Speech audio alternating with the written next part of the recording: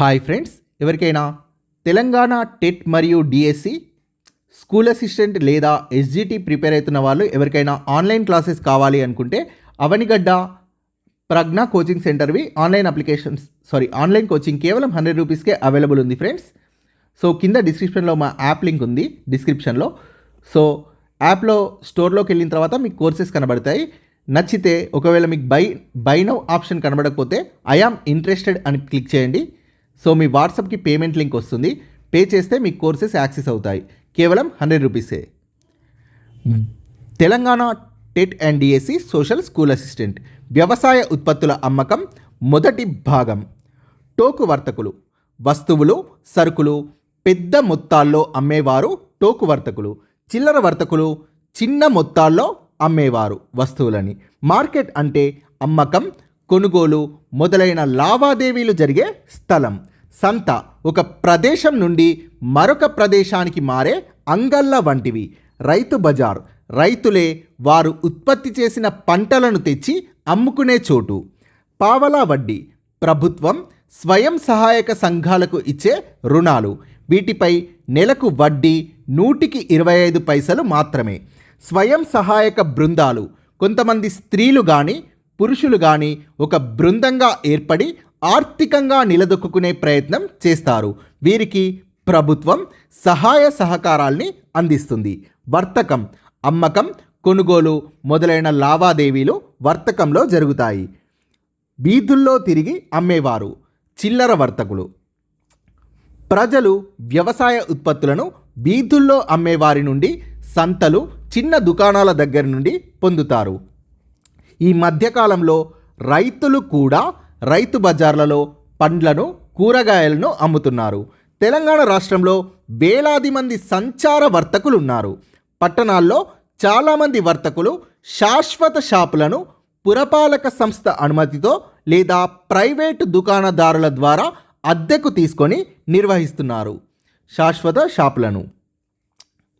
కొందరు పట్టణ పంచాయతీ లేదా నగర పాలకులకు కొంత డబ్బు చెల్లించి వ్యాపారం చేసుకుంటున్నారు.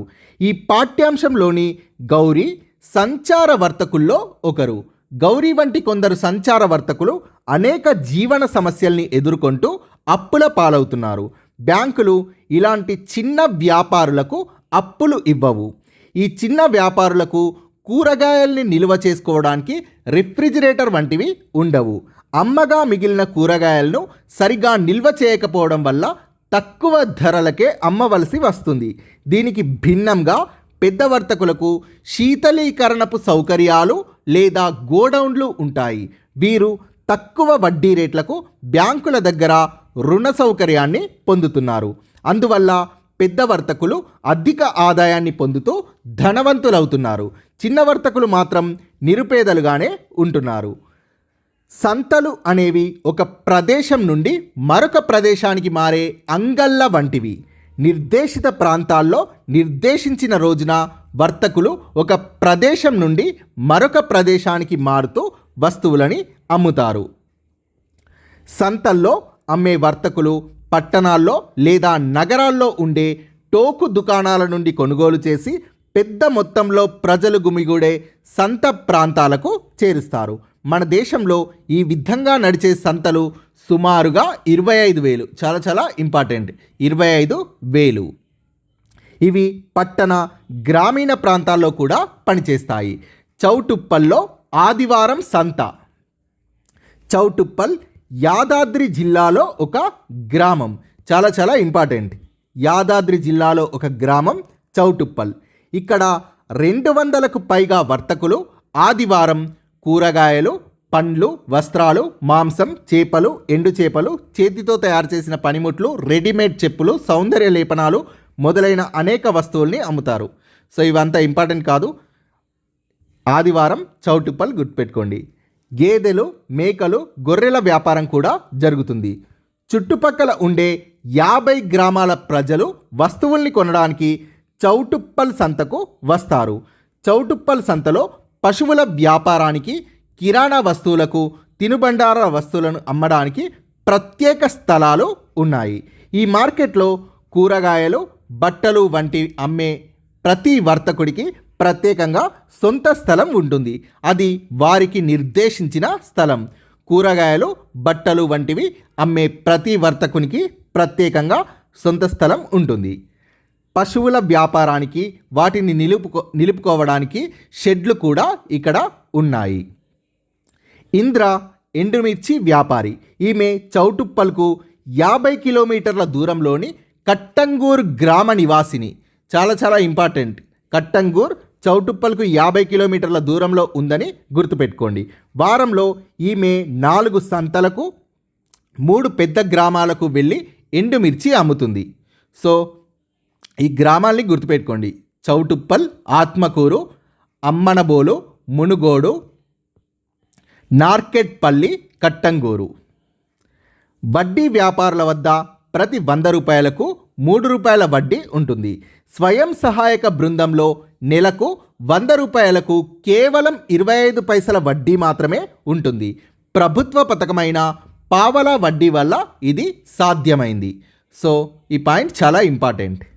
ఇంద్ర స్వయం సహాయక బృందంలో సభ్యురాలు. స్వయం సహాయక బృందం నుండి అప్పు తీసుకోవడం మంచిదని ఈమె భావించింది, ఎందుకంటే ఇంత వడ్డీ రేటు పెట్టకుండా.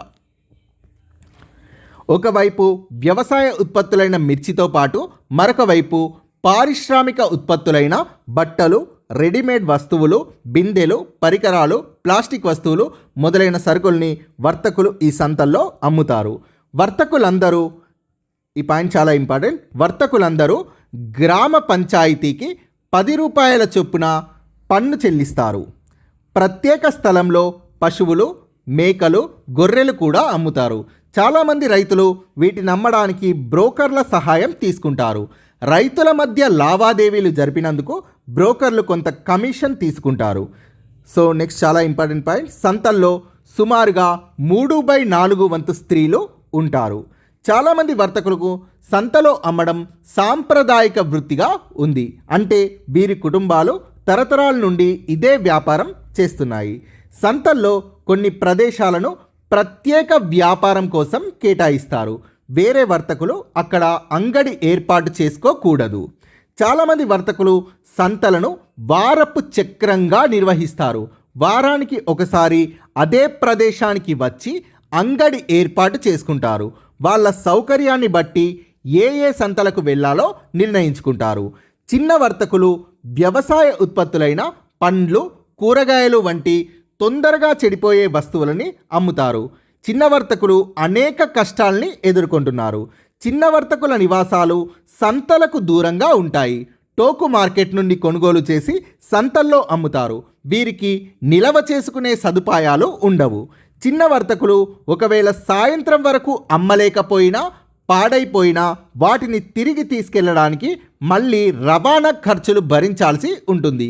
కొన్ని సమయాల్లో కొన్న ధర కంటే తక్కువ ధరకు అమ్మి నష్టాల్ని తగ్గించుకుంటారు.